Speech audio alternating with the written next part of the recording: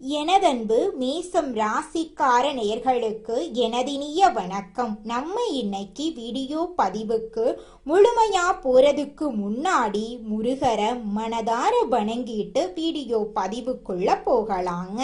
ஓம் முருகா போற்றி, ஓம் முருகா போற்றி, ஓம் முருகா போற்றி. என்னை காக்கும் முருகனே போற்றி. நல்லதே நடக்கும், நல்லது மட்டும்தான் நடக்கும். நம்மளோட மேசம் ராசிக்காரங்க தங்களை நாடி வர்றவங்களை நன்கு உபசரித்து வேண்டிய உதவி செய்யறதுல சிறந்தவங்களா இருப்பாங்க. தெய்வ அருளும் திட சிந்தனையும் இவங்க கிட்ட அதிகமாவே இருக்கு. நினைச்சதை சாதிக்கிற வரைக்கும் அதிர்ஷ்டத்தை இவங்க நம்ப மாட்டாங்க, கடவுளை மட்டும்தான் நம்புவாங்க. அடுத்தவங்க செய்ய முடியாதுன்னு ஒதுக்கி வச்ச காரியத்தை கூட அழகா திட்டம் தீட்டி முயற்சி பண்ணி அந்த காரியத்துல வெற்றி அடையக்கூடியவங்களா இவங்க இருக்காங்க. இவ்வளவு அருமையான நற்குணங்களை கொண்ட மேசம் ராசிக்கார அன்பர்களே, எல்லாரும் ஆரோக்கியமா இருக்கீங்களா? ஏங்கம்மா நீங்க வேற எங்களை பார்த்து இப்படி ஒரு கேள்வி கேட்குறீங்களே? எங்க வாழ்க்கையில இருக்கக்கூடிய பிரச்சனைகளை பார்த்தா நாங்க ஆரோக்கியமா இருக்கிற மாதிரியா தெரியுது? நாங்க இந்த உலகத்துல உயிரோட வாழ்றதே பெரிய அதிசயமா இருக்கு. நாங்க எப்படிமா ஆரோக்கியமா வாழ முடியும் அப்படின்னு உங்க மனசுல நினைக்கிறது புரியுதுங்க. மேசம் ராசிக்கார நேயர்களே, உங்க வாழ்க்கையில இருக்கக்கூடிய இந்த துன்பமான சூழ்நிலை எல்லாமே இனி வரக்கூடிய காலங்கள்ல காணல் நீரா மறைய போகுதுங்க. திருமணமாக ஆகாதவங்களுக்கெல்லாம் திருமண தடை நீங்கி திருமணம் நடக்க போகுதுங்க. குழந்தை பாக்கியம் இல்லாதவர்களுக்கு குழந்தை பாக்கியம் கிடைக்க போகுதுங்க. பூர்வீக சொத்து ரீதியாக இருந்த அனைத்து பிரச்சனைகளுக்கும் தீர்வு கிடைக்க போகுது. உங்களுக்கு வர வேண்டிய பூர்வீக சொத்து உங்க கையில வந்து சேரப்போகுதுங்க. உங்க வாழ்க்கையில நல்லதெல்லாம் அடுக்கடுக்கா நடக்க போகுதுங்க. உங்களுடைய ஆசைகள் கனவுகள் எல்லாமே நிறைவேற போகுதுங்க. நம்ம இன்னைக்கு இந்த வீடியோ பதிவுல எதை பத்தி தெரிஞ்சுக்க போறோம் அப்படின்னு பாத்தீங்கன்னா, நம்மளோட மேசராசிக்காரர்களுக்கு ஏற்படக்கூடிய துரோகங்கள், அந்த துரோகத்திலிருந்து இவங்க மீள்றதுக்கான வழிகளை பத்தி இந்த பதிவுல நம்ம தெளிவா தெரிஞ்சுக்க போறோம். இரத்த சம்பந்தப்பட்ட உறவுகள், தாய்வழி உறவுகள், நண்பர்கள் என 3 வகையான உறவுகளால ஏற்படும் துரோகங்கள் குறித்து, அவற்றிலிருந்து உங்களை தற்காத்து கொள்றது எப்படி அப்படிங்கிறத பத்தியும் விரிவாக இந்த பதிவுல நம்ம தெரிஞ்சுக்க போறேங்க. மேச ராசிக்காரர்களே, நீங்க வாழ்க்கையில ஒரு மாற்றத்துக்காக காத்துக்கிட்டு இருக்கீங்கன்னா அது உங்களுக்கான அழைப்புங்க. உங்களுக்கு நடக்கவிருந்த நல்ல விஷயங்கள் கடைசி நேரத்துல தடைபட்டு இருக்கலாம். இதனால நீங்க மனவேதனையோட இருக்கலாம். ஆனா இந்த தடைகள் உங்களை தோக்கடிக்க வரலங்க, எழுப்புறதுக்காக வந்திருக்கு.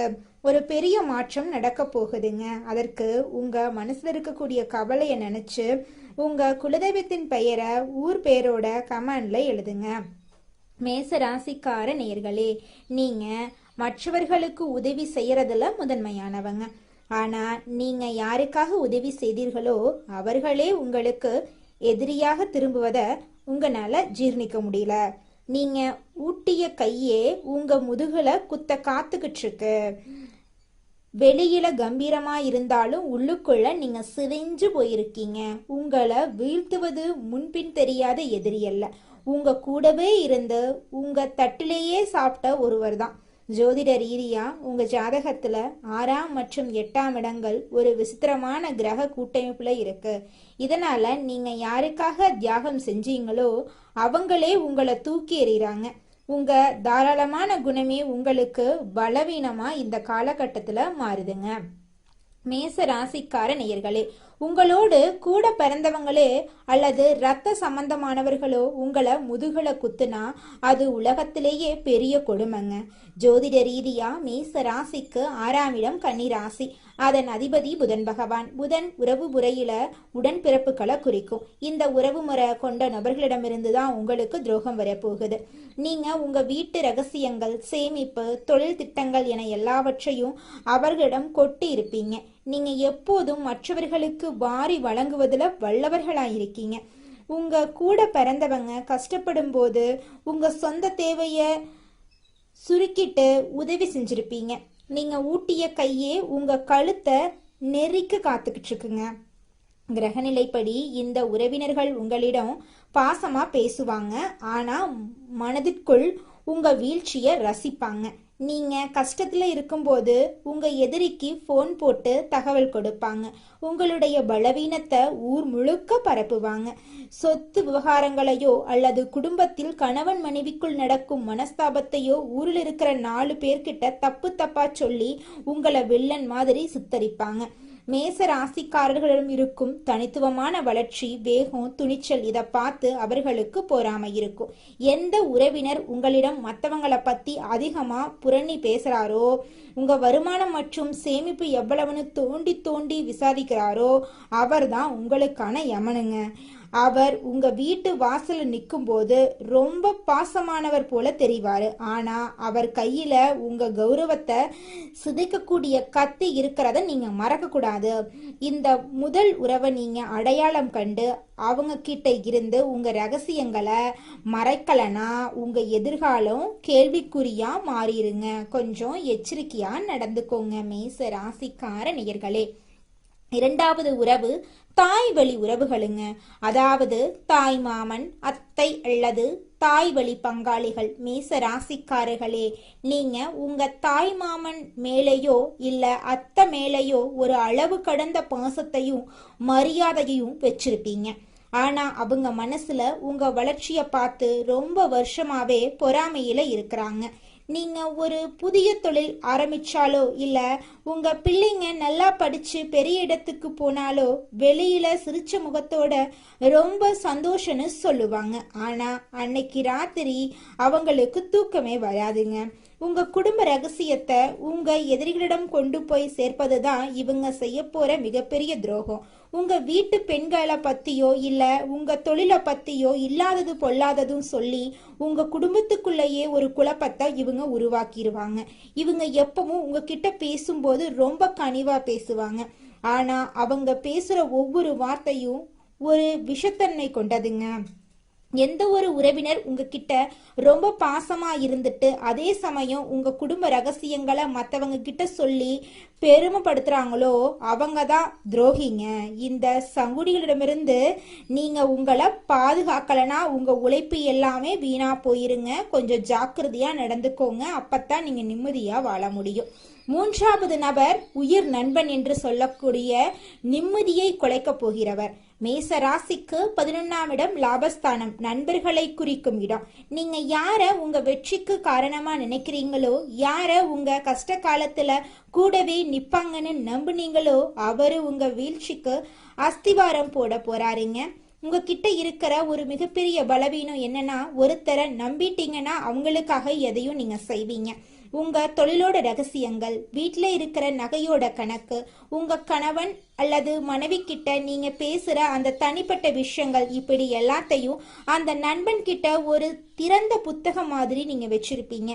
ஆனா அந்த நண்பன் என முகமூடி அணிந்த நபர் உங்க வளர்ச்சியை பார்த்து உள்ளூரா புலரி பேசிட்டு இருப்பாங்க.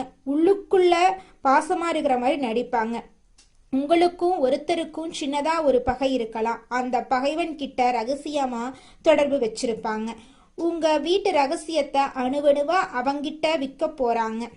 எந்த ஒரு நண்பன் உங்க முன்னாடி மட்டும் அதிகமா புகழ்ந்து பேசிட்டு நீங்க இல்லாத இடத்துல உங்களை பத்தி குறை சொல்றாரோ அவர்தான் உங்க எதிரிங்க.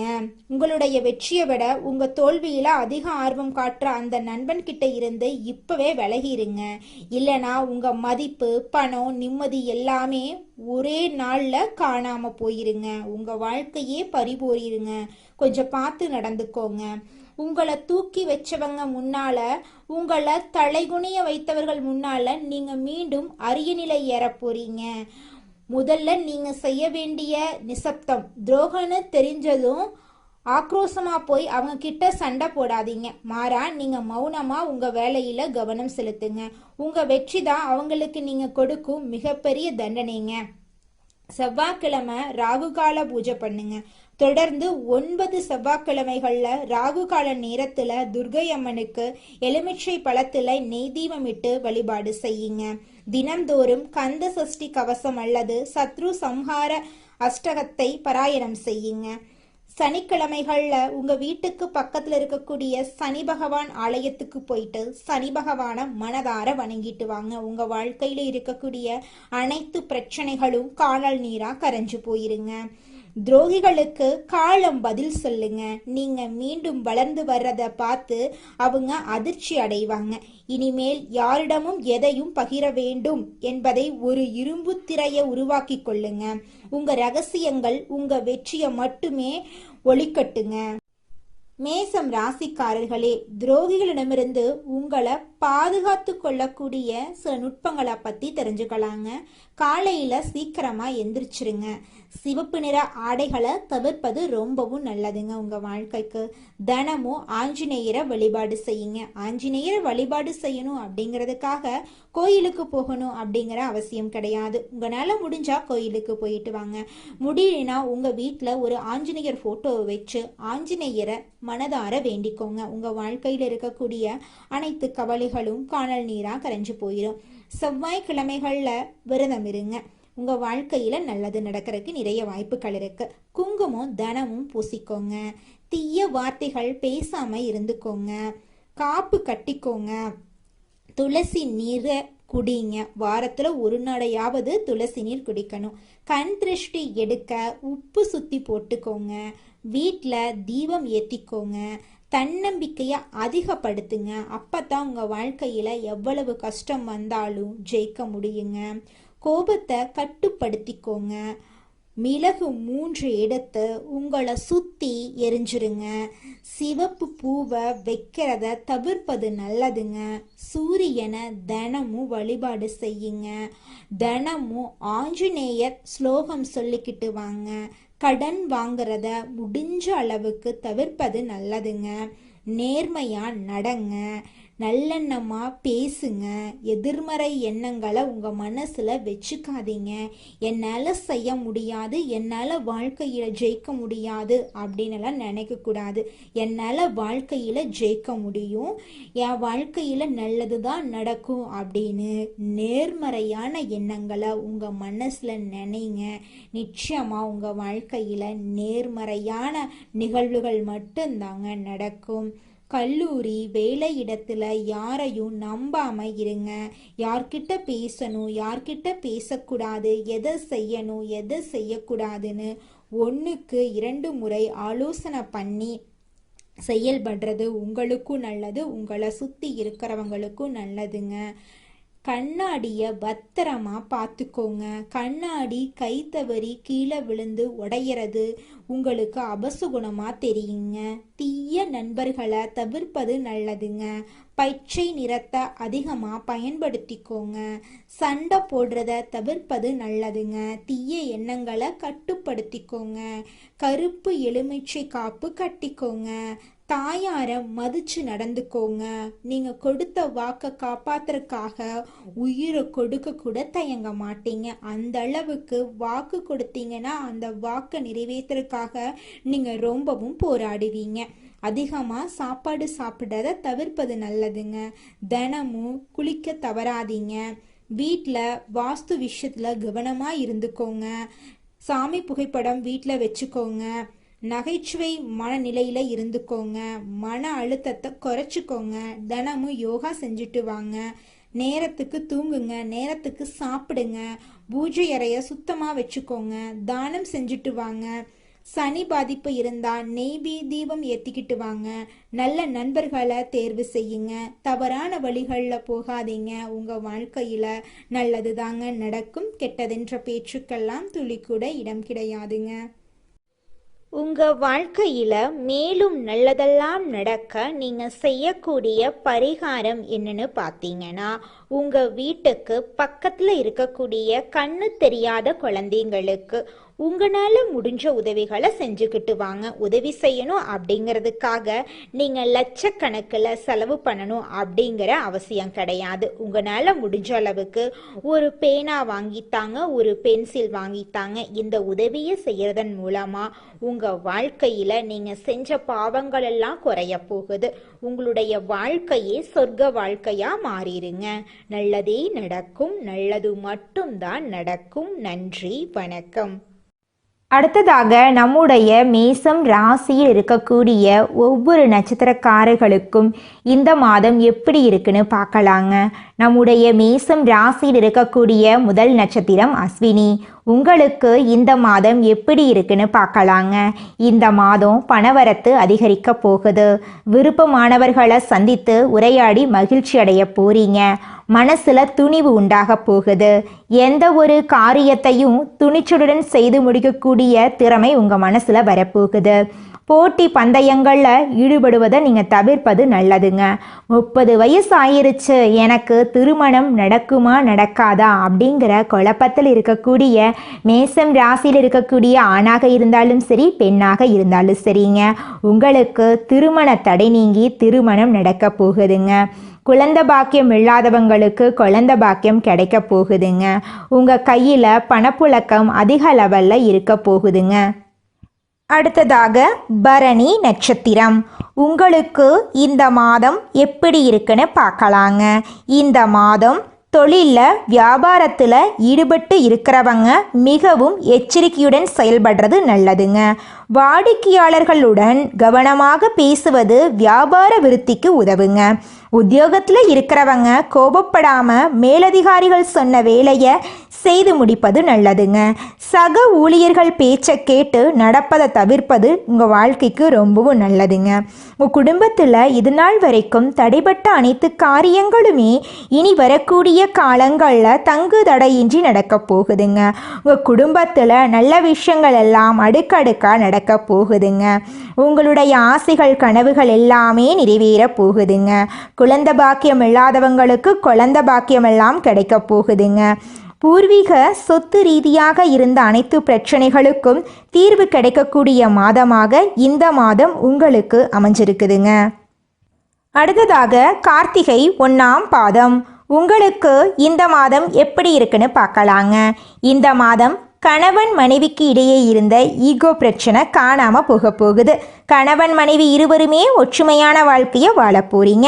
ஒற்றுமையான வாழ்க்கை வாழ்கிறங்காட்டி நீங்கள் வாழ்க்கையில் இது நாள் வரைக்கும் இருந்த அனைத்து பிரச்சனைகளையும் நீங்கள் தவிர்க்க போகிறீங்க. சந்தோஷமான வாழ்க்கையை வாழ போகிறீங்க. உங்கள் குடும்பத்தில் இது நாள் வரைக்கும் இருந்த சண்டை சச்சரவுகள் எல்லாமே காணாமல் போக போகுது. உங்களை வேண்டான்னு உதறி தள்ளிட்டு போன உறவுகள் எல்லாம் உங்களை தேடி வரப்போகிறாங்க. உங்களுடைய பிள்ளைகளின் மூலமாக உங்களுக்கு நல்ல பேர் கிடைக்க போகுது. தாய் மாமன் வழி உறவுகளின் மூலம் உங்கள் குடும்பத்தில் சுபகாரியங்கள் நடக்க போகுதுங்க. உங்கள் வாழ்க்கையில் இனி வரக்கூடிய காலங்களில் கவலை கண்ணீர் அப்படிங்கிற பேச்சுக்கெல்லாம் துளி கூட இடம் கிடையாதுங்க. உங்களுடைய எண்ணம் போல உங்கள் வாழ்க்கையும் இனி வரக்கூடிய காலங்களில் அற்புதமாக இருக்க போகுதுங்க.